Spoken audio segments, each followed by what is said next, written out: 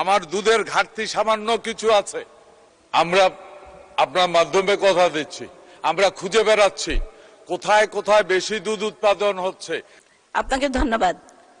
আপনার মাধ্যমে আমি মৎস্য প্রাণী সম্পদ মন্ত্রীর কাছে জানতে চাই, আমি চাঁদপুর 3 আসনের রাজরাজেশ্বর একটা ইউনিয়ন সম্পর্কে বলতে চাই। নামটা হলো রাজরাজেশ্বর। মানুষগুলোও কিন্তু একটু রাজার মতো। প্রচন্ড নদী ভাঙ্গনের কবলে পড়েও তারা নিজেদের এলাকা ছেড়ে যেতে চায় না। এক জায়গায় ভাঙলে আরেক জায়গায় গিয়ে ঘর তোলে তারা, ওইভাবে তারা বসবাস করে। তা আমি সেখানে দেখেছি তারা যদিও নদী ভাঙ্গা এবং প্রচুর পানির ভিতরে আছে, কিন্তু আসলে সুন্দর ভালো পানি ফসল উৎপাদনের জন্য তাদের পানির ব্যবস্থা নাই।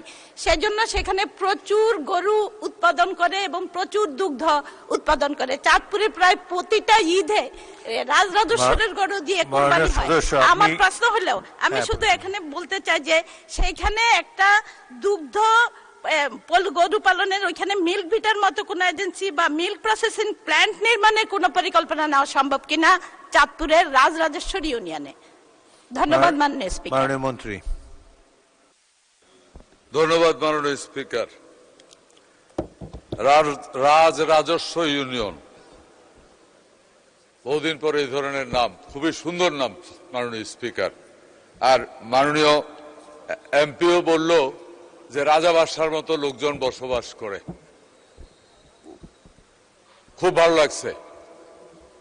আমরা আপনার মাধ্যমে কথা দিচ্ছি, আমরা খুঁজে বেড়াচ্ছি কোথায় কোথায় বেশি দুধ উৎপাদন হচ্ছে। আমার দুধের ঘাটতি সামান্য কিছু আছে, খুব দ্রুততম সময়ের মধ্যে ইনশাআল্লাহ ওই এলাকাতে এই দুধের যে কোনো একটা মিনি প্রসেসিং প্ল্যান্ট হলেও যাবে। ধন্যবাদ আপনাকে মাননীয় স্পিকার।